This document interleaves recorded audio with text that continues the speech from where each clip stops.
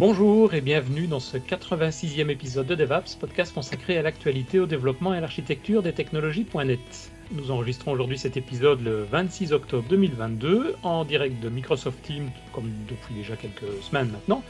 Je suis Denis Watturon et je suis accompagné également de Christophe Peugnet. Salut Christophe. Je ne t'entends pas si tu parles. C'est pour ça, tu racontes n'importe quoi parce que je ne t'entends pas. D'accord. C'est pas grave. Et je suis accompagné de plein de gens aussi qu'on va découvrir, d'autres personnes aussi, plein d'autres amis d'ailleurs sur Teams. Si vous voulez, vous pouvez venir assister à chacun des enregistrements des épisodes. Le plus simple pour ça, c'est simplement de se connecter et de venir s'inscrire sur le site devapps.ms. Il y a une rubrique où vous remplissez un petit formulaire avec votre nom, votre adresse mail, et vous recevez un email toutes les 2 semaines à peu près, pour pouvoir retrouver un petit peu les différentes personnes qui sont les différents invités et qui vont vouloir nous suivre à chaque fois. Et aujourd'hui, nous avons un invité en la personne de Laurent Hellerbach, si je prononce bien. Bonjour Tout Laurent. à fait, c'est bien ça Denis. Bonjour. Ça va bien? Ça va très bien, merci. Impatient de pouvoir expliquer .NET Nano Framework. Voilà.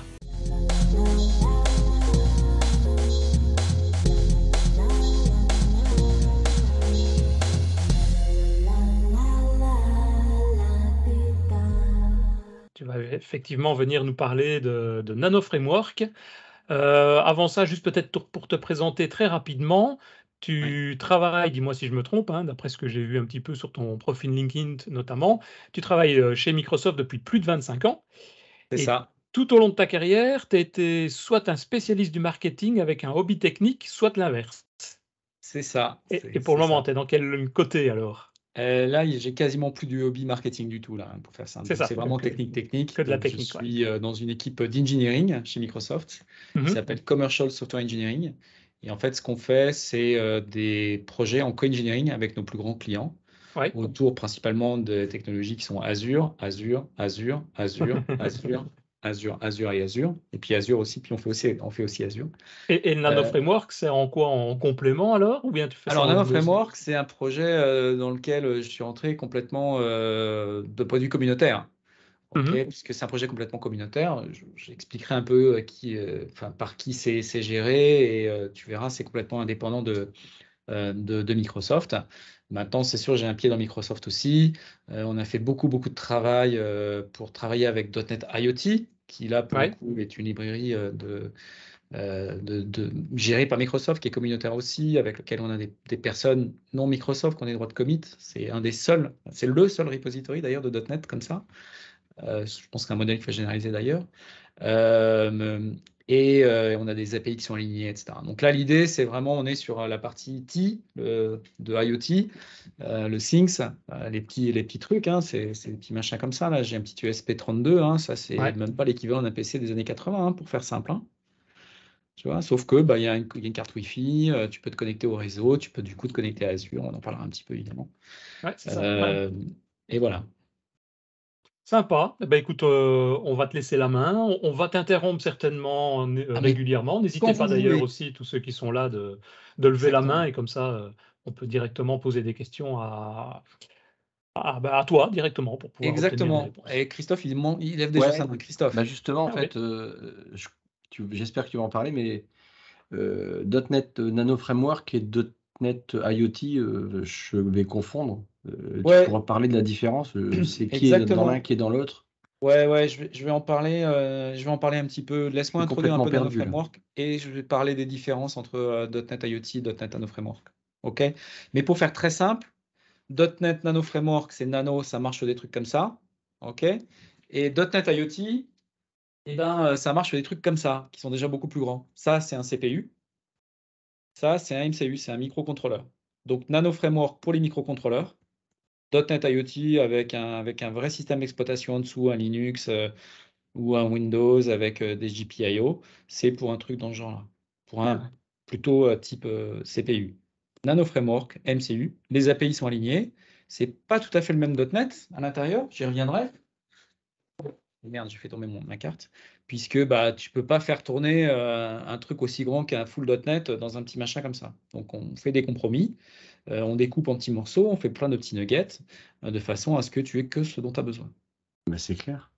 Et ce qui va limiter surtout, c'est quoi? C'est le processeur, la mémoire ou tout? Alors, c'est un peu tout, puisque tu es dans un environnement contraint. Donc, tu as une mémoire limitée, tu as un stockage limité, et puis tu as 2 corps qui vont tourner à quelques centaines de mégahertz là-dedans. Ouais. Voilà. Effectivement, ouais. Mais on se retrouve dans les années 80. On se retrouve exactement dans les années 80, mais tu vois, tu as des devices qui sont un peu plus avancés de ce type-là, où tu peux avoir un écran. C'est un écran, celui-là, il fait, je ne sais plus combien, 1000 et quelques par je sais pas combien. Donc, tu vois déjà un peu plus que les écrans qu'on avait à l'époque, et tu fais du 30 images par seconde là-dessus. Ah ouais. Avec un truc qui tourne sur .NET. Donc ça, c'est des trucs de M5, M5 Stack. J'ai quelques images, je vous montrerai un peu plus loin des éléments. J'ai besoin d'exemples concrets aussi. Là, concrètement, je vais retrouver ça où? À part une carte électronique que je peux acheter. En fait, l'idée, c'est que tu la fasses toi-même. Oui, d'accord. Donc, il n'y a pas de projet concret qu'on pourrait connaître? Que tu peux connaître. Ou alors c'est en industrie, vraiment dans C'est vraiment en industrie. On a des exemples, on a des gens qui utilisent NanoFramework en production. En général, ils designent leur carte, parce que l'intérêt de l'embarquer, c'est de pouvoir designer sa carte. Sinon, après, tu as des gens qui utilisent des M5 Stack directement. On a une personne qui utilise ce type de device-là, renforcé, de chez M5 Stack, qui met sur des bennes à ordures. D'accord.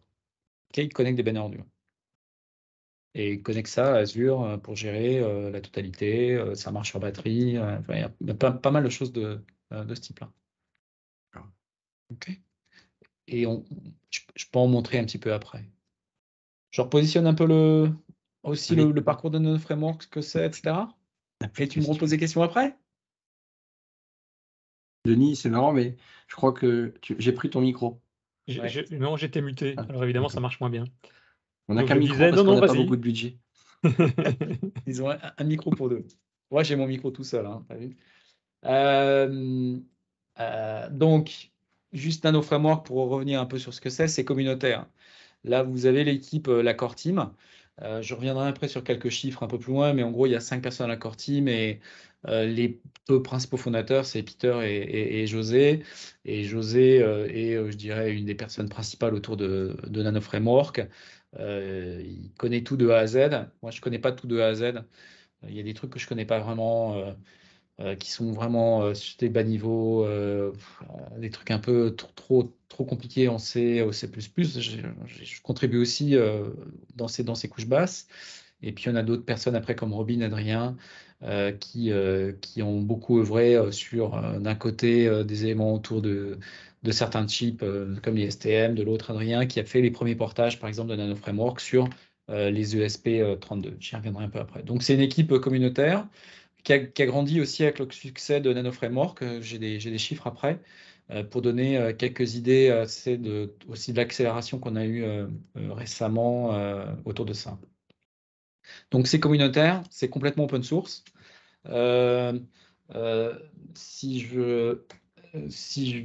Rapidement, je montre un peu la home page. En gros, ma home page préférée de NanoFramework, c'est ça, GitHub NanoFramework. Et là, il y a 80 repositories. Alors, moi, je suis un grand fan des mono-repositories. Là, on a plein de petits repositories parce que il y a eu des choix qui ont été faits il y a longtemps. Et chaque repository va, en gros, avoir une fonction. Donc là, par exemple, on voit JSON. Là, on voit I2S qui est en train d'arriver. On voit la librairie Azure, WebSocket, WebServer, HTTP, etc. Okay. Tout est morcelé comme ça. Les principaux sont épinglés ici. Home, on va gérer, on va dire, toutes nos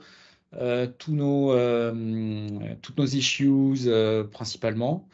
On a un gros qui est .NET IoT Device.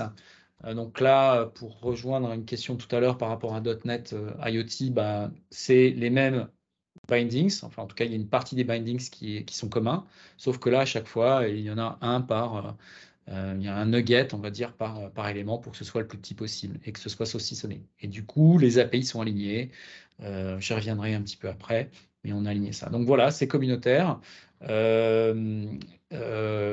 complètement et tout est licence MIT. Donc vous en faites ce que vous voulez, si je peux dire comme ça.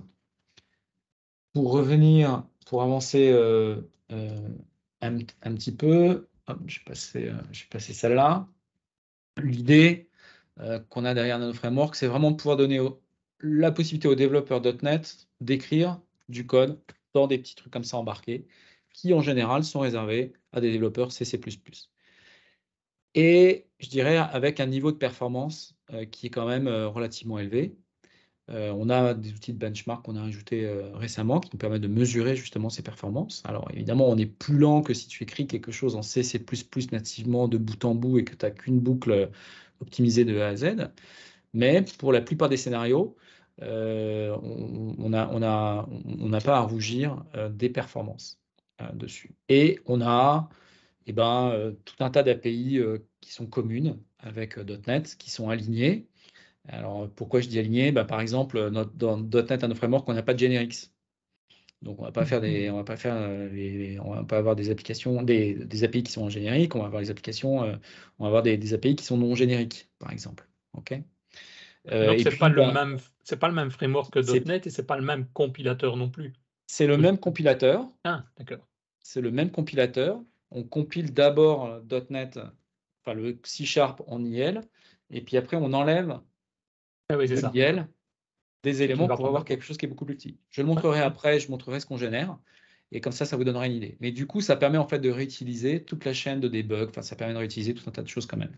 C'est ça, et tout ce qui est, tu parlais de performance, je suppose aussi tout ce qui est les performances du compilateur sont intégrées également dans cette chaîne-là. Ouais, alors on génère quand même de l'IL, et le code est interprété sur le device. C'est-à-dire que chaque ligne d'IL est interprétée et n'est pas compilée au final sur la plateforme différente. Par contre, les couches basses, tout ce qui va être accès au GPIO, tout ce qui va être accès à SPI, tout ce qui va être accès, tout à l'heure je mentionnais le graphique et puis ce qu'on peut faire à 30 frames par seconde, tout ça, ça va être natif, mais exposé en C# de façon complètement transparente. Okay. Tu veux, voilà, je veux afficher cette image-là, tu mets ton image et puis derrière le magic happens. Ouais. Laurent avait une question aussi peut-être. Ouais. L'autre, Laurent. Est-ce que tu peux faire de l'AOT, Advance of Time Compilation? Non, on peut pas faire ça. On compile directement l'équivalent on compile une DLL, de cette DLL ou de cette exe, on en extrait juste l'IL qui nous intéresse et on déploie cette IL. Et il est interprété de façon linéaire, on va dire, entre guillemets. Okay. Et puis, on n'a pas tout le framework .NET non plus, mais on a une sérieuse couche de compatibilité avec la plupart des choses. On est nativement multi-threading. Alors, il y a des restrictions, c'est-à-dire que certainement moins smart que le full framework, donc il y a des chunks de temps minimum, etc. Mais le multi-threading est complètement supporté. Si tu as vraiment besoin de performance, comme je disais tout à l'heure, sur un truc vraiment dédié, tu peux le faire, puisqu'on a l'interopérabilité. C'est comme ça que tout Nano Framework, d'ailleurs, est construit. Donc, tu peux écrire une partie en C, C++, et puis avoir juste un wrapper en .NET pour te faciliter la vie pour le reste. Je montrerai un peu comment ça fonctionne un peu tout à l'heure. On a les API qui sont alignés avec .NET IoT, c'est ce que je mentionnais tout à l'heure. Donc, ça permet de faire quoi? Alors, ce n'est pas le même .NET, mais c'est du C#. OK, même si on n'a pas les génériques de l'autre côté, tu peux faire quand même beaucoup de code qui soit réutilisable. On a quelques exemples comme ça qui montrent c'est quoi la différence entre prendre un capteur comme un capteur de température et d'humidité comme celui-là, qui est un BMP 280, et d'un côté l'utiliser avec .NET IoT connecté à Azure, et de l'autre côté l'utiliser avec un ESP32 et connecté à Azure. Okay. Donc on a du contenu comme ça qui explique, et en fait tu as 80-90% de ton code qui est réutilisable. Les trucs qui vont être un peu différents, c'est Nano Framework qu'on va se connecter au Wi-Fi, ça c'est fait par l'OS de l'autre côté, et puis 2-3 trucs par rapport aux librairies, même si la librairie Azure elle est alignée pareil avec celle du full.NET, c'est pas la même chose puisque par exemple on n'a pas de générique. Donc là il va y avoir des trucs qui sont légèrement différents, mais c'est à 1 ou 2 lignes près. Okay. Et on est basé sur un RTOS, un Real-Time OS. Donc ça, c'est l'OS minimum qui tourne dès que tu as dû l'embarquer, tu as quelque chose comme ça, sur lequel, en général, derrière, tu construis, mais ce n'est pas un RTOS. On utilise des RTOS. J'ai la liste un peu après, on agrandit la liste régulièrement. Puis voilà, donc on est interprété. Et non, on ne peut pas utiliser du .NET standard non plus, pour plein de raisons. On y viendra peut-être un jour quand on aura le support des génériques, quand on aura le support de 2-3 autres trucs, mais il y aura de toute façon toujours des limitations. Par exemple, pour un point de vue de place et de performance, les enums, pour nous, on scratch tout et c'est pas des classes, quoi. C'est juste une constante. Et si tu as besoin de faire un name-off de ça enfin, de ton truc, tu auras juste un numéro, puisque on n'a pas de table d'allocation pour ça. Donc il y a des limitations de ce type-là, qui de toute façon faciliteront les choses, hein, c'est sûr, mais en attendant, voilà. Quelques éléments dans la journée. Je n'ai pas mis ce qui s'est passé plus récemment pendant l'été. On a eu beaucoup d'améliorations, surtout en termes de performance, puisque comme je le disais, comme les trucs sont plutôt stables, tout un tas de gens qui sont intéressés par avoir des performances. Mais Nano Framework, ça vient de .NET Micro Framework, qui était là pour le coup quelque chose que Microsoft avait construit, que Microsoft a abandonné et que Microsoft a mis en open source. Et donc, il y a eu plusieurs projets qui sont partis, dont .NET Nano Framework avec José, qui a pris la décision en 2016 de faire ça avec Peter. Et puis, de tranquillement mener son bout de chemin. En rajoutant, en créant une extension pour Visual Studio, par exemple. Ce n'était pas le cas à l'époque, pour rajouter les capacités de développement, pour rajouter tout ce qui va être support réseau, changer complètement l'infrastructure de notre framework pour que ce soit multi-RTOS, pour qu'on puisse construire pour plusieurs RTOS. Et puis, il y a une première application commerciale à partir de 2019. C'est d'ailleurs dans les références Nano Framework. Et un grand pas, je dirais, qui a eu lieu qui était en septembre 2020, puisque Nano Framework a rejoint la fondation .NET à ce moment-là. Okay. Laurent, tu as une question pendant que... Ouais, désolé, c'est peut-être une question stupide ou j'ai pas compris quelque chose. Dans le slide d'avant, tu dis qu'il n'y a pas de JIT, mais avant tu parlais d'IL et que vous extrayez, qu'il y a une extraction de l'IL. Ouais. Donc l'IL, comment on passe de l'IL à quelque chose qui tourne sur un CPU, enfin sur un. Alors, on l'interprète. Hein. Il est interprété le code. D'accord. Donc il y a on le nettoie, l'IL. Ouais, tout à fait. Interprété. Okay, l'interpréteur .NET est en natif là-dessus. Okay, donc il va juste lire tes instructions et puis il va les interpréter. Ok. Bon, on a rajouté pas mal de trucs. Le framework de test en 2021. On a rajouté l'Azure SDK, l'Azure Library en août 21. Et on a eu la premier device certifié Azure et Azure Plug and Play en mai 2022. Donc récemment. Et ça, c'est que quelques éléments. Il s'est passé vraiment beaucoup de choses. Et moi, j'ai rejoint donc la core team à peu près au moment où ça rejoignait la fondation .NET un petit peu avant. Côté statistics, on a environ 200 nuggets package. Je n'ai pas remis à jour la slide. On a dépassé les 4 millions de downloads de nuggets. Quand on avait dépassé les 2 millions, il y a moins d'un an maintenant, 6 mois, 9 mois, 5 mois, en mai, je crois, un truc comme ça, 5-6 mois, j'avais fait une analyse, hein, c'est disponible sur notre blog. C'est clean, c'est-à-dire que c'est vraiment des bons downloads. Alors, il y a des trucs qui sont liés au pipeline, hein, mais ce n'est pas des millions non plus. Ça représente une partie, c'est sûr, mais la plupart, c'est vraiment des clean downloads. J'ai des stats aussi sur les PR, c'est toujours intéressant de regarder un peu ce qui se passe autour de la communauté. Je vais passer ça rapidement. Ça date de juillet, mais c'est à peu près, ça a un peu augmenté, mais à peu près correct. Alors, ce qui est bien dans GitHub, c'est que c'est transparent, donc tu peux refaire le calcul ou tu peux regarder régulièrement. Hein. Donc, on a à peu près on avait 3950 PR, un peu plus de 3950 PR sur une période de 12 mois. Quand tu enlèves les bots et les Git Actions pour les bumps et autres, tu enlèves quand même 2990 PR. Donc, parce qu'on a plein de repos, donc forcément, il se passe plein de trucs. Donc après, tu regardes, combien il y en a qui sont faits par des vrais humains? Il en reste quand même 1363.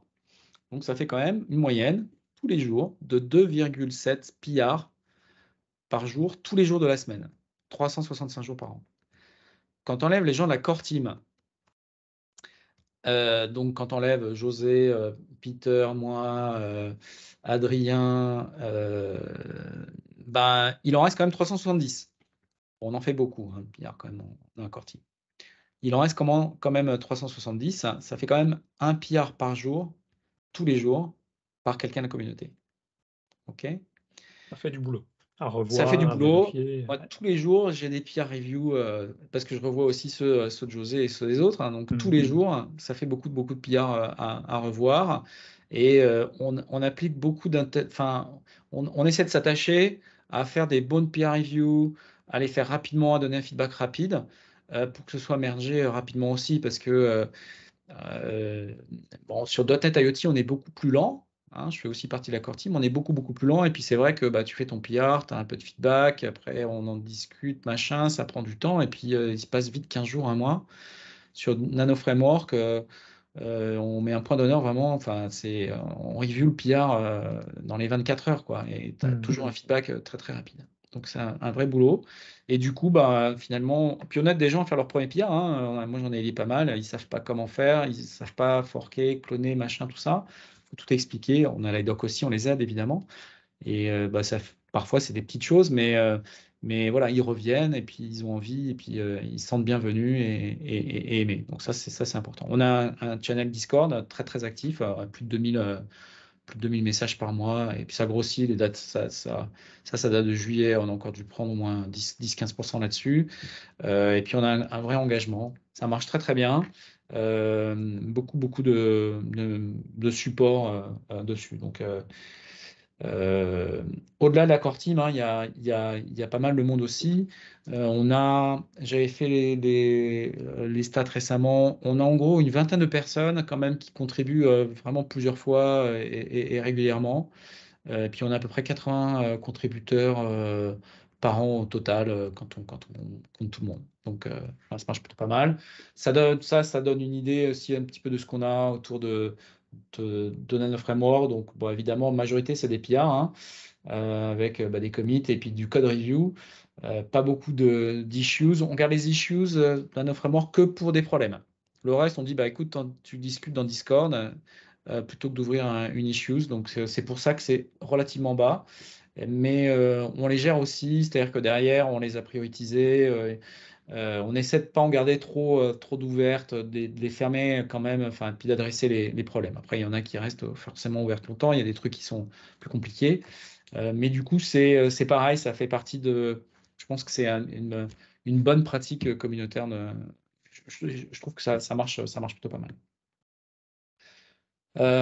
Côté architecture, pour cette fois-ci aller un peu plus dans les aspects techniques, on peut voir Nano Framework découpé un petit peu de cette façon-là. Une grosse partie de code natif et une plus petite partie de C#, de code managé. Et ça, c'est à peu près ça. Okay, derrière. On va retrouver donc sur le hardware le CPU avec la RAM, etc. C'est plutôt le macro-contrôleur.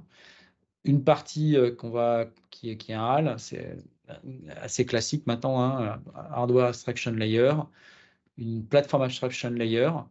C'est ce qui permet en fait, une fois qu'on est au-dessus de ça, là, de pouvoir facilement porter entre un ESP32, un STM ou un NXP, par exemple. Et puis derrière, on a les librairies système. Les librairies système, une bonne partie ou une partie native et une partie en C#. Puis après, dès qu'on est en dehors des librairies système, comme par exemple la librairie Azure ou MQTT ou JSON, on est complètement en mode C# pur et dur. OK. Et en dessous, là, à cet endroit-là, en fait, on a le real-time OS hein, entre le hardware et puis le HAL qui tourne. On a besoin de quelques threads seulement du RTOS. Les threads qu'on a en .NET sont purement en .NET. Okay. Avec un grand nom. Dans les plateformes supportées, on supporte 2 types de plateformes, 2 grandes familles de plateformes, tous les ARM Cortex-M 32 bits. Alors quand je dis supporter, ça veut dire quand même qu'il faut le RTOS, il faut quand même les éléments, il faut quand même tout un tas de choses, hein. Mais voilà, techniquement, ça marche là-dessus. Et ça marche aussi sur la famille des ESP32.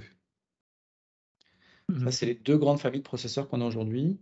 Le minimum, c'est une flash interne de 128 kilobits. Kilobits, on ne parle pas, mais on parle en kilobits. Et interne ou externe en RAM de 64 kg. Alors, avec 128 kg et 64 kg, tu as la Core Library, tu peux faire des maths, tu peux blinker une LED, mais c'est tout, hein. Il n'y a pas de réseau, il n'y a pas d'SD card, il n'y a pas de graphique, il n'y a rien. Mais, hein, si tu penses à ce qu'on avait dans les années 80, parce qu'on était tous nés à cette époque-là à peu près, même tu étais très jeune, on faisait ce genre de choses avec un simple écran en plus. Mais là, pour l'écran, il faut quand même compter un peu plus que ça. Ça, c'est les specs au minimum. Alors, la plupart du temps, la SP32, ça a quelques megs de stockage, ça a quelques megs de RAM, ça peut avoir un peu plus, quelques centaines de kilos de RAM, et puis ça peut avoir un peu plus avec des extensions RAM. Aujourd'hui, on supporte 4 OS, 4 RTOS. On a un 5e qui est en PR actuellement, qui devrait être mergé là, rapidement. On a HTVOS, c'est celui qu'on utilise principalement pour les STM32, les FreeRTOS, qui lui va être utilisé pour les ESP32, TI Texas Instruments et Azure RTOS. On va l'utiliser pour d'autres plateformes. C'est un OS, c'est un RTOS qui développe bien avec de plus en plus de support. Donc on voit ça d'une bonne opportunité de pouvoir essayer de rationaliser un peu pas mal de ces RTOS. Et le Nordic RTOS qui arrive juste là pour supporter les Nordic semi-contrôleurs. On a 2 processeurs qui arrivent à complètement supporter. J'imagine que c'est un gros boulot dès qu'il y a d'adapter. Ouais. Là, le PR... Là, vous couvrez quand même la plupart du marché. J'imagine que vous avez commencé par les plus connus, non? Ouais, bah, ce qui a commencé en fait, c'est principalement les STM32 et après les Texas Instruments et les XP. C'est les 3 premières plateformes qu'il y a eu. Je les ai d'ailleurs après en photo, ce genre de plateforme-là. Voilà, ça ressemble à ça avec ce qui a commencé. Oui, c'est du boulot. Et du coup, on a une notion où il y a des processeurs, enfin des plateformes qu'on va tout le temps construire. Dès qu'il y a un PR, on les construit. On a quelques-unes. On a un SP32, 2 STM32, et puis je crois on a un TI. Enfin, on a quelques boards qu'on construit systématiquement quand il y a des PR. Enfin, quand il y a des PR qui touchent évidemment toute cette partie basse, hein. Et puis derrière, on a une nightly build pour les autres, qui sont un peu plus core. Et on a encore une autre notion. Bon, tu me diras, je peux passer là, hein, c'est aussi simple.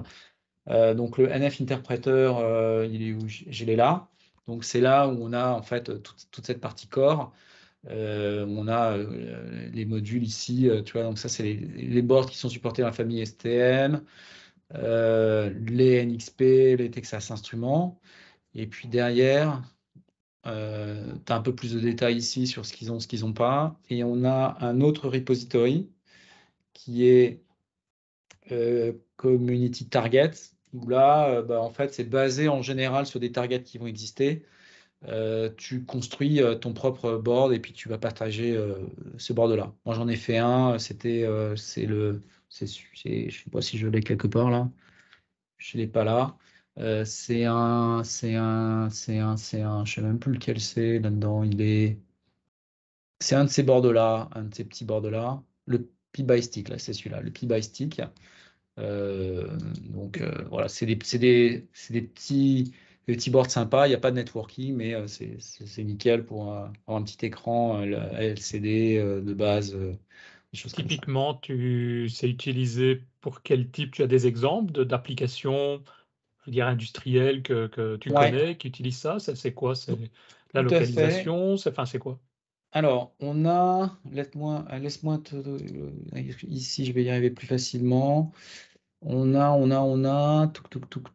Où est-ce que c'est? Des exemples d'utilisation. Ouais, tout à fait. Tac. J'ai des exemples quelque part. Alors on en a un. Je sais pas pourquoi j'arrive plus à le retrouver sous mes yeux là. On en a un qui fait des citernes dans le désert qui sont connectés, qui sont autonomes. Donc en gros, tu as sur batterie un board Nano Framework qui se trouve dans une citerne et quand la citerne overload, le truc se réveille, envoie un signal à la vanne qui se referme. Ah oui, c'est ça. Donc c'est souvent basé sur des capteurs de ce type-là. Enfin, de ce type-là. C'est quoi? C'est toujours en général un capteur? Ou parfois ça fait plusieurs? Non, il peut y avoir plusieurs. Ils ont aussi, dans la même boîte, ils ont aussi un board connecté complet qui permet de gérer en fait tout ce système-là, qui tourne avec Nano Framework, qui se connecte par satellite ou par GSM, suivant ce que tu as à Azure pour envoyer des informations. Donc tu peux avoir des trucs qui sont beaucoup plus améliorés. De toute façon, si ça n'existait pas, ça, qu'est-ce qu'ils auraient pu faire comme solution? Le principal concurrent de Nano Framework aujourd'hui, c'est du natif C++. Non. Ce que je veux dire là, pourquoi utiliser Nano Framework? J'imagine qu'il y a un intérêt par rapport à un Raspberry avec les capteurs qu'on mettrait. Alors, un Raspberry, tu vois, il ne marche pas 8 ans sur une batterie. On parle d'une batterie, tu vois, on parle d'une batterie qui va être grosse comme. On parle d'une batterie comme ça. Non, ok. Oui, le mot nano prend tout son intérêt. Okay. Et l'appareillage que tu mets en place, comme il est nettement plus petit, forcément il consomme moins. Je suppose qu'il est du coup plus durable aussi, moins fragile à tout, que ce soit aux intempéries, au temps, etc. Et comme tu le dis, au niveau batterie aussi, s'il faut charger un BlackBerry. Parce que ton Raspberry, là, tu veux faire marcher 8 ans sur une batterie, c'est pas une batterie qu'il te faut, quoi. Tu vois, c'est même pas un panneau solaire. Ok, je vois l'intérêt. On est là sur. C'est la différence entre un MCU et un CPU. Un CPU va toujours consommer beaucoup plus qu'un MCU. Parce qu'il est micro et il est optimisé. Tu peux arrêter son fonctionnement. Tu peux le faire dormir. La plupart des applications que tu as en temps réel, ce truc comme ça, les devices passent leur temps à dormir. Et ils se réveillent sur un événement parce que ça bouge. Parce que il se passe un truc. Parce qu'ils vont mesurer quelque chose, ils vont renvoyer leurs informations et puis ils vont partir se coucher. J'ai fait un exemple comme ça d'un ESP32 qui est connecté sur une batterie. D'ailleurs, en fait, là, j'ai le panneau solaire, la batterie et puis le chargeur pour se connecter dessus. L'autre, il est dans le jardin. Il prend une mesure, je crois, je peux le paramétrer de toute façon dans ses Twins Azure, mais toutes les 2 minutes ou autre, il se réveille, il prend sa mesure, il se rendort. Voilà, il a fonctionné 10 secondes. 10 secondes entre 6 et 10 secondes maximum. Et il se rendort. Et il consomme quasiment que dalle, quelques microampères. Terminé. Il va faire ça sur un Raspberry. Alors, Raspberry, le temps qu'il se réveille, le temps que tu loads le truc, le temps que tout ça se mette en route, le temps qu'il puisse se rendormir, le temps qu'il se réveille, tu as déjà consommé la moitié de ta batterie ici, et puis il n'a pas encore pris la mesure, il ne s'est pas encore connecté, c'est pas, tu vois. Donc on est sur des applications de ce type-là. Ça va être intéressant pour. Ouais, non, mais c'est clair. Et en pratique alors, quand tu veux mettre quelque chose en place comme ça, tu passes dans du Visual Studio, tu commences à écrire du code, ou ça passe avec d'autres étapes avant? Eh ben non, alors. Je passe rapidement un peu sur les plateformes et puis je fais la démo. Ok. Donc ça c'est des références target qu'on a parce que c'est des trucs assez classiques. Mais voilà, on est sur des. Ça coûte cher? Ça dépend. Un ESP32, ça va coûter quelques euros. Un STM32 sans connexion, c'est quelques euros.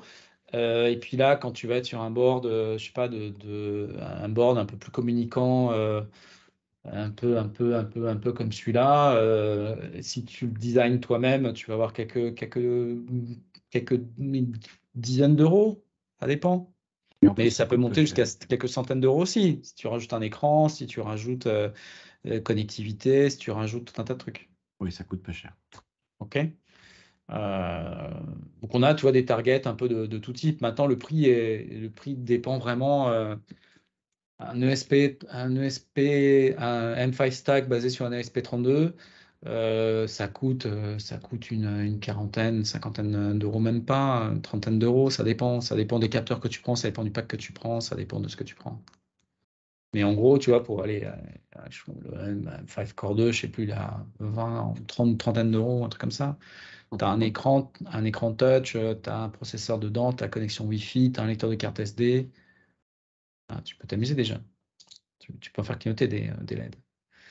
Et du coup, on a, par exemple, pour la famille M5 Stack, on a fait des board packages. Donc, le truc est simple. Tu initialises l'écran, tu récupères ton événement pour les boutons qui sont appuyés, tu as un accéléromètre dedans. On a tout ça complètement, tu vois, simplifié. Et de la même façon pour toute cette famille-là. Donc, on a commencé à faire des board packages et ils sont très populaires, ça marche bien.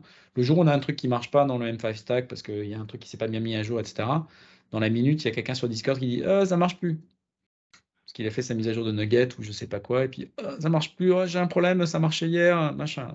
Rapidement, on sait ce qu'il faut fixer, quoi. Ça arrive, hein. Ça arrive, mais voilà, ils sont populaires. Là, tu as d'autres types de devices. On a un proto assez vieux qu'on essaie de remettre à jour parce qu'il y en a beaucoup de demandes sur le Raspberry Pico. Parce que voilà, c'est un board qui est assez populaire et puis ils n'ont pas trop de shortage. Donc, on va essayer de travailler là-dessus. Mais le problème, c'est quand tu es communautaire, ben voilà, créer un board, ça prend effectivement du temps parce qu'il y a beaucoup de choses en termes de natifs qui doit être fait. Et puis, il faut rajouter, une fois que tu as le board qui marche, il faut rajouter les connexions pour faire du GPIO, du SPI, du I2C, le UART, le networking, OneWire, accès au file system s'il y en a un à l'intérieur, du PWM, l'IDC, ADSI, etc. Donc, il y a pas mal de câblage à faire en dessous. Toutes les librairies de haut niveau, on les a. Mais le câblage de bas niveau, la grosse partie là, que tu as vu tout à l'heure en CC++, il faut la faire. Ça, j'en ai déjà parlé, de l'alignement avec .NET IoT. Ça, c'est quelques statistiques que j'avais fait quand on était arrivé aux 2 millions. Là, c'est les statistiques journalières de download sur quelques plateformes, etc. Le truc est clean, hein, globalement. De toute façon, c'est documenté sur le blog. Vous pouvez reprendre les stats, voir tout ça. Donc, on a une bonne croissance. Et là, on a plus de 4 millions, 4 millions 6, je crois, un truc comme ça. Je pense qu'on va arrêter d'annoncer des millions. On va attendre d'avoir des gros millions maintenant. Parce qu'au début, le premier million, ça a mis 5 ans. Le deuxième, ça a mis 9 mois. Et le troisième, on a mis 5 mois. Et on a déjà passé le quatrième. Là. On va attendre d'autres milestones. Voilà. Et globalement, encore une fois, il y a un peu de pipeline, mais c'est clean. Voilà, ça, c'est le type de device de chez Pipetree qui sont un peu avancés par rapport à ce que tu disais. Donc là, il y a bien plus que juste un capteur. Tu as un écran, tu as des extensions, tu peux rajouter donc des extensions des connexions satellites ou filaires, tu peux rajouter des capteurs, tu peux rajouter un tas de trucs, il y a déjà des sensors, il y a déjà des boutons, il y a déjà plein de choses. Ça, typiquement, ça marche sur un panneau solaire et une batterie, dans le désert. Ouais. Okay. Et c'est certifié Azure IoT, tu peux le trouver sur le catalogue. Donc voilà. Et ça certifie aussi la librairie Azure IoT par la même occasion. On a le droit de poser des questions cons. Vas-y. J'en ai vraiment très con, mais du coup, pour me connecter à Azure, je suis dans le désert, il faut quand même une carte SIM. Ouais. D'accord. Donc il faut un abonnement. Oui, bah là après c'est. Non, je sais pas, ça me paraît logique, mais oui, C'était ma question con, c'est tout. Oui, alors ça marche pas encore avec les signaux de fumée, même si c'est du cloud. Il faut quand même une façon de se connecter. Donc soit tu as une connexion filaire très bien, soit tu as du Wi-Fi très bien, soit tu as du GSM très bien aussi, soit tu as une connexion satellite très bien aussi. D'accord. Après, évidemment, tu ne vas pas rester connecté indéfiniment si tu as une connexion satellitaire ou si tu as une connexion GSM en fonction de l'endroit où tu es et puis de ta connexion, etc. Donc, tu vas te connecter, tu vas faire un certain nombre de trucs, tu vas gérer tes machins, puis tu vas te déconnecter, puis tu vas dormir, ou tu vas le mettre en sommeil, tu vas te reconnecter, etc. Les petits forfaits data à 2 € en carte SIM, ça doit marcher très bien. Ah, mais ça marche très très bien, garanti. J'ai testé pour toi, ça marche très très bien. Mais tu vas pas rester connecté tout le temps, quoi. Ah, c'est fait pour ça. Exactement. Donc on va créer. Je vais quand même vous montrer du code, parce que mine de rien, le temps passe. Je vais créer un projet. Donc là, j'ai Visual Studio 2022. je crée un projet. On va créer un projet de type nano. On va déjà voir les projets qu'on a. On a 3 types. Une application, une librairie et des unit tests. Je vais commencer par créer une application. On va l'appeler Blinky DevApps. Je vais créer ça. Alors, si Visual Studio s'ouvre là, c'est bien. Sinon, s'il s'ouvre là, je le montrerai ici. Ouais, il s'est ouvert là. Pouf. Il faut que je le monte ici. Je vais mettre en plein écran. Voilà. Donc, il m'a créé un projet Visual Studio. OK. Je suis complètement intégré dans Visual Studio. J'ai une extension à installer. C'est le Device Explorer ici.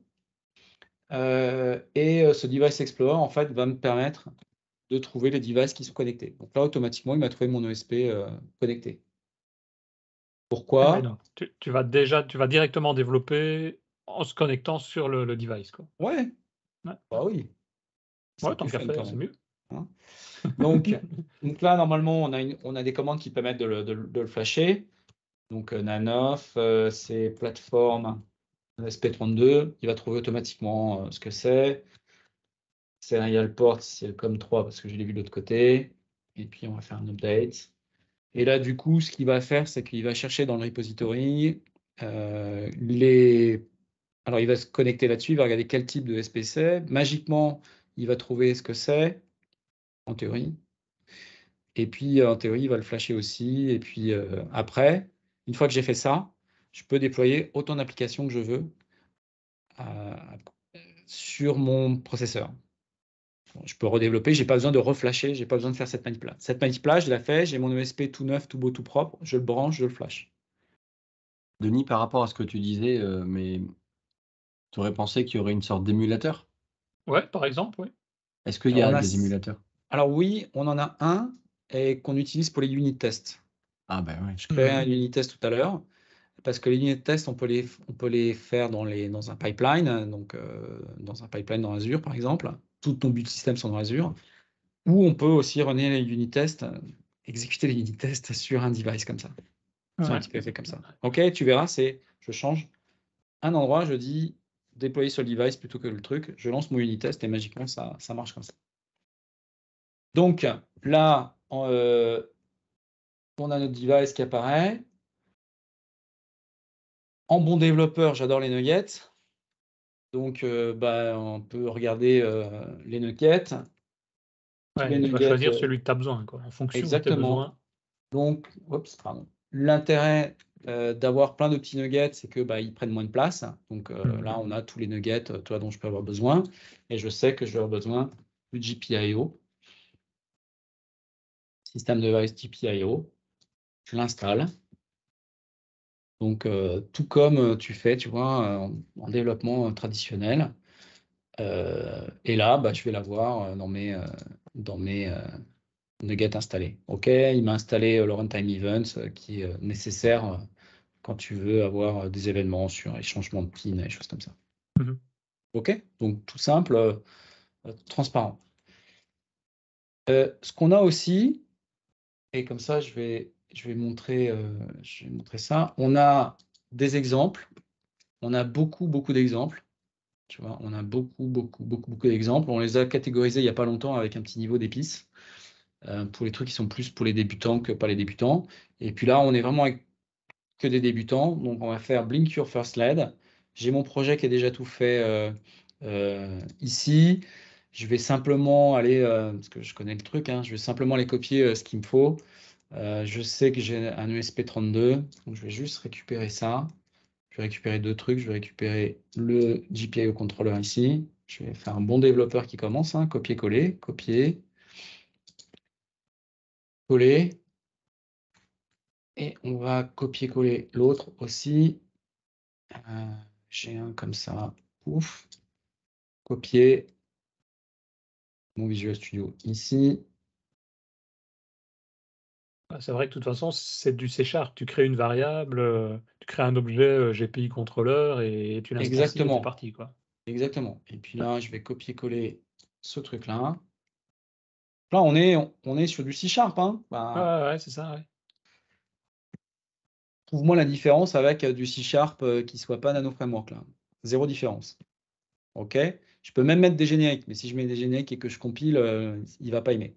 Ouais. En gros, j'ai copié mon truc de base. Pour faire simple, j'ai un contrôleur GPIO. Il faut quand même que je l'initialise à un moment donné. J'ai une LED. J'ouvre un pin numéro 4. Je pense que c'est le 4. Si ce n'est pas le 4, c'est le 2. On verra. Ça sera la magie. Je l'ouvre en mode sortie, parce que je vais écrire dessus. Et puis après, je vais commencer par le mettre en low. Toggle, ça veut dire que je vais changer. S'il est low, il sera high. Et s'il sera high, il sera low. J'attends un tout petit peu. Et puis, je continue comme ça infiniment. J'ai mon device ici qui est sélectionné. Qu'est-ce que je fais? Je clique play, quoi. Tu vois, je suis un bon développeur. Donc, il va se connecter. Je vais mettre ça un tout petit peu plus grand, comme ça on va voir ce qui se passe. Et puis là, ce qu'on voit, c'est qu'il s'est connecté. Je vais mettre ça un petit peu plus petit pour le coup. Il s'est connecté, il m'a déployé tous mes assemblies. Il est en train de me loader mes assemblies, mais Hello Nano Framework. Et puis là, j'ai ma LED qui ne clignote pas parce que ce n'est pas le bon port. Okay, ça va être le numéro 2. Mais par contre, alors par contre, ce que je vais faire, alors c'est mieux. Alors tu me diras, je vais le changer pour le 2 là. Je vais mettre un point d'arrêt. Ah ouais. Ah ouais. Juste comme ça, ouais. Et puis ma LED, là, du débugage dedans, quoi. Ouais. Pourquoi pas, tu vois, je peux aller voir ce que j'ai dans ma LED, je peux aller browser. Ça prend un tout petit peu de temps parce qu'évidemment, on est sur le microcontrôleur. Tu vois, je sais que c'est le pin 4. Je fais comme ce que je ferais, tu vois, avec un vrai truc. Alors, on va regarder juste parce que ce que j'ai dit, non, c'est mais que tu pourrais quand même pas changer la valeur du pin en live quand même. Je peux pas, non. Ah Parce oui, que là, il faudrait que je recompile, que je le charge, etc. Tout à fait. Donc, je pense que c'est le 2. On va regarder. Je pense que c'est le 2 parce que c'est soit le 2, soit le 4 en général. On va refaire. Donc là, il m'écrase de nouveau le bloc. Il redéploie tout. Donc là, c'est facile, parce que c'est rapide parce qu'il n'y a pas grand-chose. Et puis, il arrive là. Et je vais refaire play. On va regarder si ça change. Tiens, voilà, ça y est. La bleue, on la voit qui clignote là. Hop, hop, ah, hop. Oui. Voilà. Donc là, je suis nouveau ici en toggle. Donc on va l'avoir changé. Hop. Je vais attendre 125. Je vais la retoggler. Hop, elle redisparaît. OK? Il n'y a pas une autre plateforme embarquée sur un microprocesseur comme ça où tu es capable d'avoir une expérience comme ça. J'ai trouvé ça justement, la prise en main me paraît mais super bien foutue, quoi. C'est fait pour. Mais c'est dingue ça, en fait. J'avais déjà fait je sais plus quoi en IoT là, mais c'était pas du tout le même. D'abord, c'était pas du C#, et la prise en main, elle était un peu plus complexe, quoi. Ah bah là, en fait, on fait tout pour que ce soit le plus simple possible. Donc là, ce que je vais faire, c'est que je vais ajouter un nouveau projet. Je veux reposer une question pendant que tu fais ça. Là, ce que tu as dans les mains, là, quel scénario? Imagine, j'ai ça dans les mains, puis je veux, on va dire, m'amuser. C'est clairement m'amuser. Qu'est-ce que je pourrais faire? Donne-moi des idées. Tiens, amuse-toi, fais ça. Alors, moi, ce que j'ai fait, par exemple, c'est que j'ai mis des capteurs comme ça dans ma cave, avec 2 capteurs à l'entrée et à la sortie de la cave. J'ai un Home Assistant dans lequel j'ai connecté ça sur mon MQTT à la maison. Et puis, ça me permet de voir, du coup, les courbes de température, d'humidité, etc. que j'ai dedans. Ouais, je te montre ce que ça donne. Et derrière, Oui, c'est un mais ESP32. tu as besoin de capteurs en plus de ce Oui, tu device. as besoin de capteurs quand même. Mais après, sur les capteurs, alors en théorie, là, il est censé me donner une température, mais il a dû être débranché. Mais bon, bref, voilà. Donc, j'ai des scénarios de ce type-là où je vais récupérer tout un tas de trucs dans ma maison et j'interconnecte ça. J'ai fait j'ai des Velux. Et le problème, c'est Velux, tu vois, une borne, un machin, un truc, c'est chiant. Ils ne sont pas interopérables facilement. Donc, du coup, j'ai démonté la télécommande, j'ai branché à la place des boutons les GPIO, puis je pilote la télécommande depuis ça. Pareil, connecté sur mon serveur MQTT à la maison. Donc, voilà, un peu de fun, et puis terminé, quoi. Et dis donc, dans le spatial, ces machins-là, ça doit être vachement utile parce que je pense toujours à l'énergie que ça consomme. Alors oui, en fait, dans le spatial, c'est que des microcontrôleurs. Hein. Le rover qui est sur Mars, c'est que des microcontrôleurs. Ça tourne d'ailleurs avec Azure RTOS, by the way. Ouais. Ou le, je sais plus lequel satellite. Bon, enfin, oui, il y en a pas mal qui tournent avec RTOS, et puis voilà, quoi. Donc, qui tournent avec Azure RTOS. Public, int, sum. On va faire... Tu peux l'endommager à cause de ton code?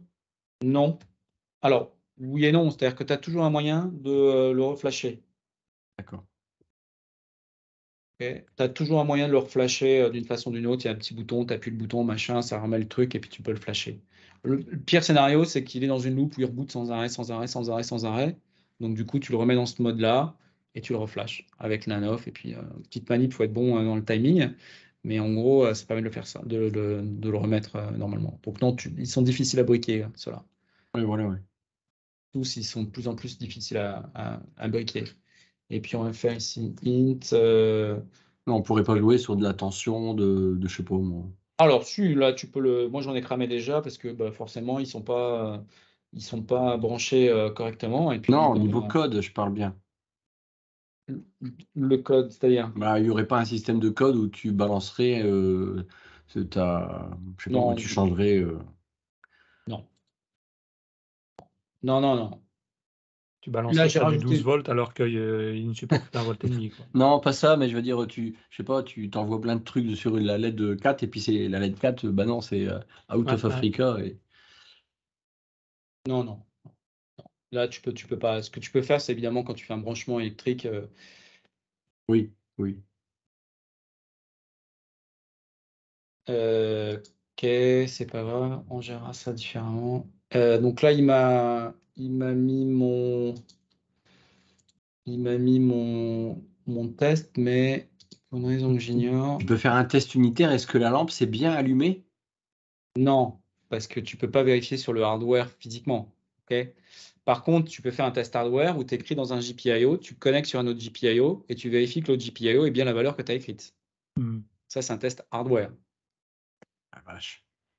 Mais les tests unitaires ici, tu vas tester que la LED a bien changé d'état, quoi. Oui. Après, s'il y a un problème de communication avec le device, là, évidemment. On va pas mettre une caméra qui vérifie. Ah. Pourquoi pas? Pourquoi pas? Après, il n'y a pas de limite à l'imagination. C'est qui avait fait une caméra qui lisait son compteur d'eau? C'était, comment il s'appelle? Il y a quelqu'un qui a fait ça. Ouais, tout à fait. Attends, on va les mettre en statique, tous ces trucs-là, public statique. Comme ça, je vais pas m'emmerder. Ah ouais, c'est Sébastien Ouarin qui avait fait ça, d'accord. C'est ça, Sébastien. Avec Constellation. Toujours des morceaux de Constellation chez moi maintenant. Alors, on a dit MatDevApps. On va faire MatDevApps. Oups. Attends, qu'est-ce que j'ai fait? Pouf. MatDevApps. On va faire sum de 1, 2. Voilà. Et puis on va faire assert dot equal de. On a dit res qui doit faire normalement 3 si tout va bien. Ouais. Hein, on est pas mal là. Très bien. Je vais builder tout ça.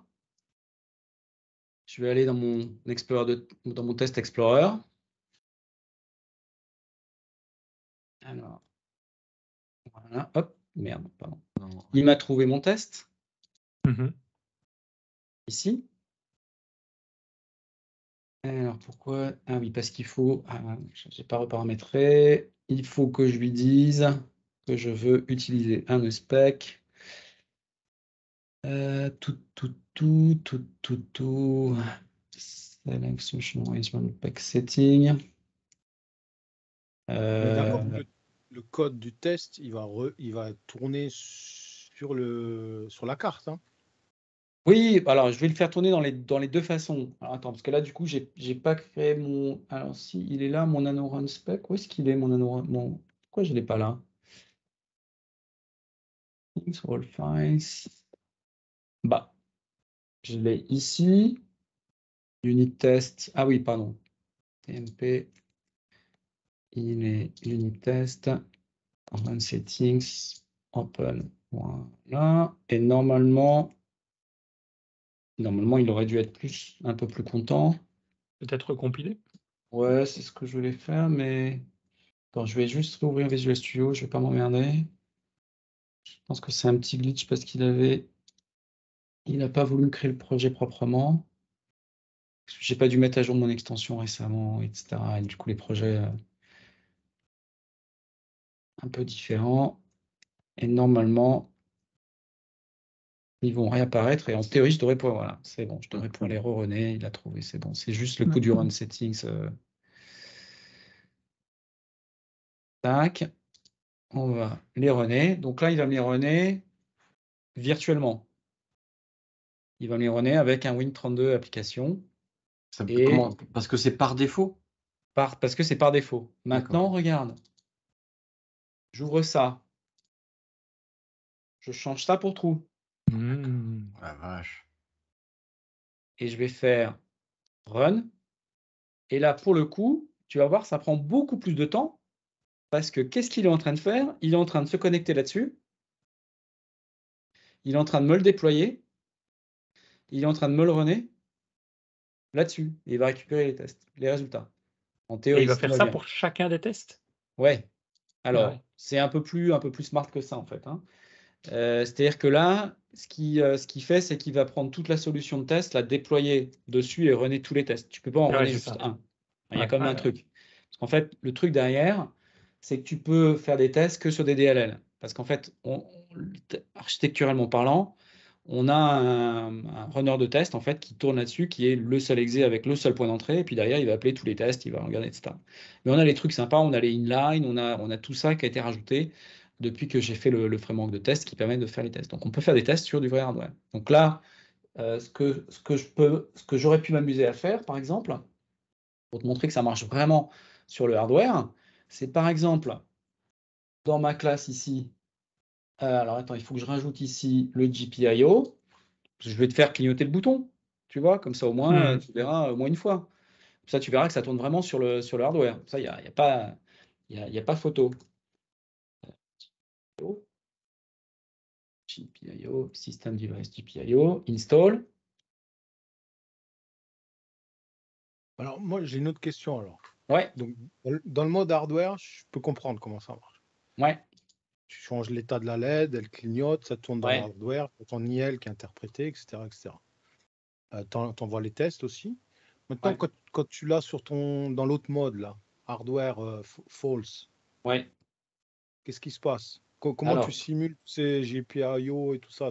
Ça, tu simules pas en fait. C'est ce que je veux te montrer aussi du coup parce que j'en profite. J'ai mon GPIO contrôleur ici. Ouf.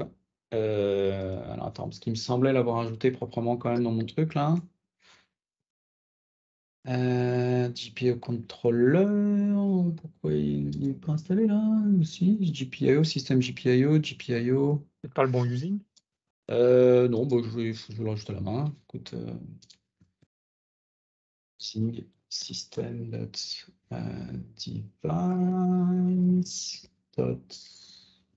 Pas trouvé. Ah, t'es pas dans le projet de test là? Je suis pas dans le projet de test. Le package Liget. Ah merde, ouais, putain. Je voulais le mettre de l'autre côté. Ouais. Pardon, bien joué. Il est là. Un qui suit quand même. Ah, il y a quand même un qui suit, bravo. Bravo, bravo. Merci. Merci. On va le rajouter ici.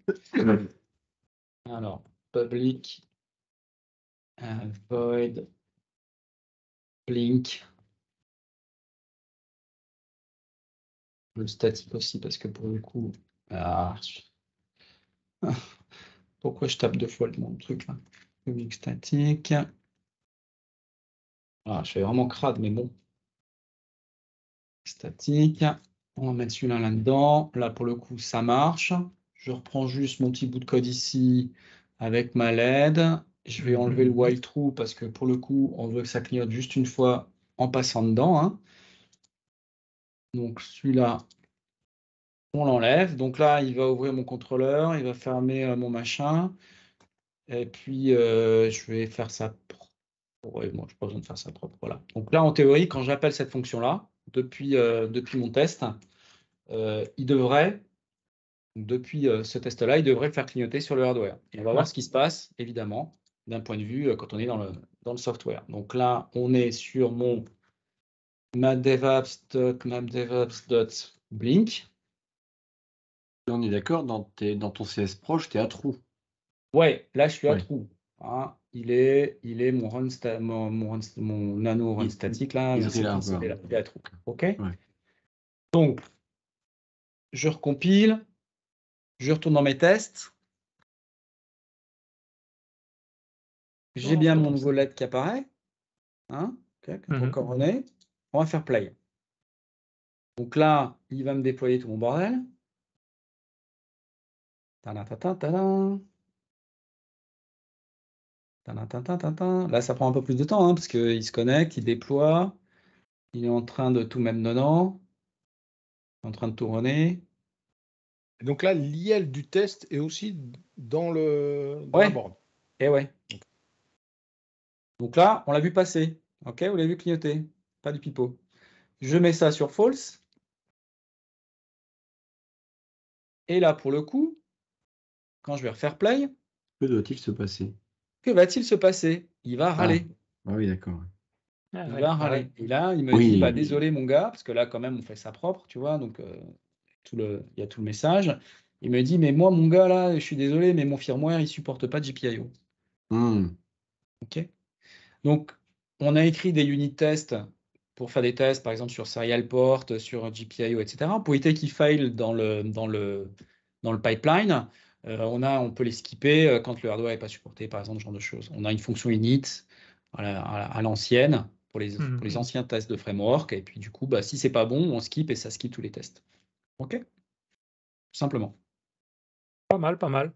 Hein? C'est plus que pas mal, ça claque quand même. Ouais, quand même. Quand même. Ouais, non, mais c'est la simplicité qui a l'air de tuer, quoi.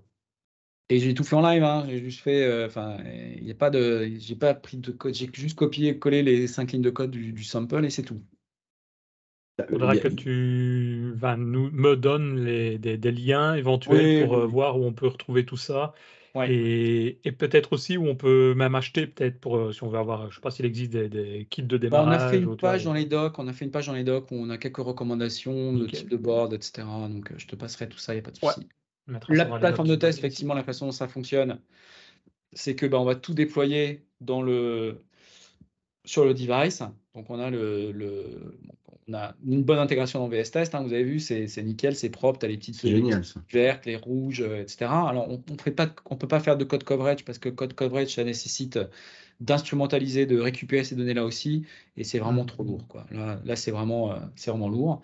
Donc on a un exécuteur qui, pour le coup, là, dans le cas du Win Nano 32, va tourner en Win Nano 32. Si c'est dans une plateforme hardware, dans la plateforme hardware, on déploie notre exécutable qui, derrière, va tout simplement, comme on a toute la beauté de Nano Framework, de .NET, par réflexion, tout simplement loader les classes, les tourner, récupérer ce qui est dans l'output après, dans le test adapteur, et puis pouvoir sortir ça bien proprement.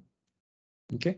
Mais bon, pas mal d'ingénierie et puis pas mal de hacks quand même pour faire le truc, mais ça marche remarquablement bien. Et encore une fois, ça a été un outil, c'est vraiment un outil qui nous a beaucoup aidé à améliorer en qualité. On a des extensions. Pour Visual Studio. L'expérience vraiment développeur ultime est la mieux. Christophe, c'est vraiment Visual Studio. Si tu es un fan de VS Code et de Mac, ça marche aussi. Par contre, on est vraiment en preview sur cette extension-là et il n'y a pas de debug. Okay, le debug, il est intimement lié à Visual Studio. Malheureusement, si on veut faire en sorte de pouvoir une expérience de debug, quelle que soit la plateforme, pour le coup, il va falloir qu'on ait un gentil sponsor pour nous aider parce que sinon, on va pas pouvoir faire assez simplement. Mais voilà, on a ça aussi qui permet quand même de builder, de déployer, de flasher. Et puis, comme derrière, c'est du port series que tu récupères, si tu veux voir ce qui se passe, donc là, je vais ouvrir mon port série comme 3. Pardon, je vais vous montrer ça. Je prends PUTTY. On a dit serial port comme 3. 92 160 000. C'est le baud rate. Je vais faire open. Ops. On va venir là. Je vais resetter le board. Hop. C'est le bouton reset ici. Et là, le Nano Framework va se lancer et j'ai mes tests qui vont se lancer. Ouais. OK? Ouais, c'est En les tests que fait, tu as flashés pour la dernière fois sur le exactement. sur le Donc, si tu device. n'as pas de debug, tu peux utiliser cette méthode-là pour pouvoir te connecter et avec un debug.writeLine en debug ou un console.writeLine en permanence, tu as ça. OK, ce qui te permet en fait de récupérer cette sortie-là avec un console.writeLine pour faire d'autres applications si tu as envie juste en output comme ça pour pouvoir outputer quelque chose. OK, donc ça c'est la magie qu'on a derrière et qui permet finalement de voir comment ça marche. Ça c'est le timestamp d'exécution. C'est comme ça qu'on récupère le timestamp d'exécution et qu'on sait que c'est moins d'une milliseconde. OK. C'est Il y a toute la Nicolas qui a magie une là. question. Ouais. Y aurait-il un intérêt à faire des programmes en Nano Framework sur un OS, Windows, Linux ou autre, par rapport à un programme .NET? Bah oui, c'est beaucoup plus léger et beaucoup moins consommateur en ressources. Mais on sait faire un exe en quelque sorte? Ben, c'est celui qui permet de faire les tests en. Je vais vous montrer, hein. Ouais, Qui c'est ça. permet Ouais, d'accord. de faire les tests, enfin d'avoir les tests, les tests qui run. C'est juste un exe, c'est le même Nano Framework qu'on a. Sauf que bah, il n'a pas le networking, il n'a pas Serial, il n'a pas GPIO, il n'a pas tous ces trucs-là. Donc ça permet vraiment de tester pour nous tout ce qui va être au-dessus, enfin tout ce qui est tout ce qui est en C# sans networking et autres, hein. Donc là, si je vais dans mon TMP et que je vais chercher mon unit test. Alors attends, les packages, ils sont dans le Blink Dev, packages, Nano Framework Test, lib, et le voilà, le Nano Framework Ouais, ça, c'est bon. CLR.exe. Celui-là, donc il fait 324 kilos. Et derrière, tu peux loader les éléments. Ah oui, puis j'avais dit que je vous montrerai aussi au niveau de la compilation ce qu'on génère. Je ne l'ai pas fait. Ce qu'on génère, bah, c'est tout à fait classiquement les différents éléments ici, l'exe, le PDB, le PDBX, etc. Et on génère en plus ce petit PI file. Donc quand tu prends la DLL ou quand tu prends l'exe qui fait 5 kg à 1 kg, on scrape tous les trucs qui ne nous intéressent pas. Et c'est ça qu'on déploie. Et donc si je vais regarder là, corelib, c'est pareil. Ici, j'ai tous mes éléments et ma corelib, elle fait 32 kg. Hein, quand je parlais tout à l'heure de 64 kg de machin d'exécution. Je prends mon framework de test. Si je prends mes libs ici, mon framework de test, en gros, mon launcher et puis mon framework de test, ça fait 9 kg. Ouais, c'est ça. Ouais. Voilà. Et on déploie tous ces trucs-là, tous ensemble, sur le sujet. Donc, si on a un tout petit PC Windows, on peut développer des tout petits programmes. On peut développer des tout petits programmes. En ligne, alors le Win32, donc il a output en ligne de commande, hein. Encore une fois, il est un peu limité, mais effectivement, oui, tu peux le faire, hein, puisque c'est ce qu'on utilise pour lancer les tests. Et on récupère la sortie standard et on analyse ce qui se passe. Ouais, Je peux presque lancer la ligne de commande, mais on est déjà vachement à la bourre, donc je ne vais pas le faire. Je voulais mentionner 2-3 autres trucs pour terminer. On a des dev containers pour builder l'image, c'est-à-dire que là, on a fait le .NET, le développeur .NET, mais le développeur C++ qui veut nous aider à rajouter des features, qui veut nous aider à rajouter des plateformes, bah, on lui a fait aussi des dev containers qui permettent de faciliter la vie pour rebuilder un nano framework complet.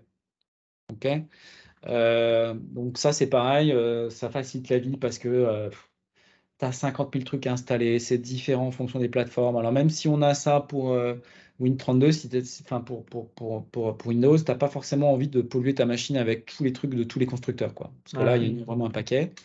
Donc pour le coup, on a ça dans un dev container et ça permet vraiment de faciliter la vie et puis de ne pas polluer la machine. Moi, j'ai rien qui est installé d'aucun des constructeurs, mais quand j'ai besoin de reconstruire une image, je prends le dev container et puis petit coup de VS Code et puis je reconstruis là-dedans et terminé. OK. On aime bien la doc aussi. C'est un des sites que je voulais montrer tout à l'heure, ici. Donc on a, bon, tout un tas de trucs. Par exemple, tu vois, sur les ESP, parfois c'est les pins. Alors, comment je fais pour paramétrer mes pins, ou c'est quoi les pins par défaut ou autre. Tu vois, on a des docs de ce type-là. Et puis, ce qu'on a aussi, c'est les documents. On a aussi des documents d'architecture, on a un tas de choses. On a aussi toutes les petites devices dont j'ai parlé tout à l'heure, là, les capteurs et autres. Donc, par exemple, tu prends les BMP 280, BME 280, etc. On a les exemples de code ici, comment ça fonctionne, comment les utiliser, etc. Et on a aussi deux autres trucs. On a toutes les références API. Donc, on a vu la GPIO tout à l'heure, donc système de GPIO controller. Donc là, on construit tout ça dynamiquement. Et on a la même chose pour tous les devices, pour tous les bindings. Donc, j'avais tout à l'heure mon BMP 280. Là, si je veux aller vraiment plus en détail, j'ai ma classe, j'ai tous mes objets, tout ce qui représente, etc. On utilise des linters aussi. Donc, du coup, on a des trucs qui sont à chaque fois bien remplis, bien propres, bien faits, et que le développeur ne peut pas skipper. Donc, on a vraiment des trucs qui parlent. Entre les exemples et ça, en général, tu es quand même bien couvert pour le truc. Et tout ça fonctionne automatiquement avec des pipelines, etc. Ouais. Pas mal, beau boulot en tout cas, et non, intéressant. Donc voilà. Petit coup quand même de pub pour le support, hein. N'hésitez pas, hein, à nous sponsoriser. Il y a des coûts d'infrastructure, il y a des coûts de développement aussi qui peuvent être un peu élevés dans certains cas, pour avoir des features un peu plus avancées. Donc voilà, n'hésitez pas. Et merci de votre patience et surtout de toutes vos questions. C'était moins interactif comme ça. Merci à toi surtout. Je ne sais pas s'il y a une ou deux dernières questions dans l'assemblée, mais sinon... Moi, je me demande quand c'est que tu trouves le temps de dormir et comment tu as fait Ouais. pour garder tes cheveux comme ça. Il est jaloux de tes cheveux, à mon avis. Ouais, je sais, mais écoute, les journées en 24 heures, hein, donc tu peux en faire des choses. C'est vrai qu'entre le travail et Nano Framework là, ou entre il y a 2 ans et aujourd'hui, vu l'adoption, le nombre de contributeurs, le nombre de PR qui a augmenté, etc., j'ai moins le temps d'apporter des gros bouts de blocs, tu vois, des gros projets, comme par exemple le framework de test. Et je passe beaucoup plus de temps à gérer la communauté, à fixer aussi parfois parce qu'il reste des bugs. J'en ai fait un récemment sur MQTT. Là, on avait un problème sur le broker MQTT. Bon, voilà. Et puis il faut répondre aux questions. Enfin, ça prend. Exactement, ça prend beaucoup de temps. C'est toute une communauté qu'on gère. Bonne nouvelle, c'est que, encore une fois, en grossissant, on a aussi grossi la base des gens qui sont autour de la core team. On a plein de gens qui sont super, qui répondent rapidement à tout le monde. Comme on a des gens qui sont tout autour du globe, il y a 24-24. Alors c'est sûr que José et moi, on répond peut-être un peu plus que la moyenne sur beaucoup de sujets différents. Il y en a qui sont soit sur certains sujets, qui vont répondre sur certains sujets et tout, mais on a la chance d'avoir une communauté qui est top, quoi. Et puis un bon, bien actif sur Discord. On a rarement des gens qui se plaignent ou qui râlent. C'est parce qu'il y en a toujours partout, hein, mais c'est vraiment très très limité. On ne peut pas se plaindre, et au contraire, même les gens qui débutent, et puis bon, tu vois, ils ont un problème, c'est un vrai problème. On prend en compte, on corrige rapidement, et puis les gens hallucinent juste parce que ils n'ont pas l'habitude, quoi. Tu vois, tu essaies de faire ça dans n'importe quelle autre communauté embarquée, il ne se passe rien, hein. Donc quelqu'un corrige quoi que ce soit sur un truc sur Arduino, bon courage, hein. Ok, écoute, non, très, très sympa. J'espère que ça a permis d'ouvrir des vocations et de permettre à des gens de connaître en tout cas ce framework, ces outils. On arrive comme ça tout doucement au bout de l'épisode. Juste pour terminer, comme je le fais à chaque fois, si vous appréciez le podcast, venez nous soutenir sur tipeee.com/devaps. C'est déjà ce qu'on fait comme la dernière fois, R73, Marc Plessil, Frédéric Amblard, Adrien Clairbois et Michael Fiorito. Merci à vous. Et surtout, n'oubliez pas de commenter les vidéos. Donc, il y aura les liens les liens des différents articles, les différents exemples qui seront mis dans le post, dans les notes de l'émission. Mais n'hésitez pas à vous rajouter les questions. On en a régulièrement sur YouTube. On les transfère à ce moment-là à la personne qui a présenté. Donc, si vous avez des questions là-dessus, vous mettez une petite note, un petit pouce vers le haut, comme on dit, et ça fait toujours plaisir aussi. Et un grand merci et à bientôt tout le monde. On se retrouve d'ici 2 semaines pour un nouvel épisode. À bientôt. Salut. Salut.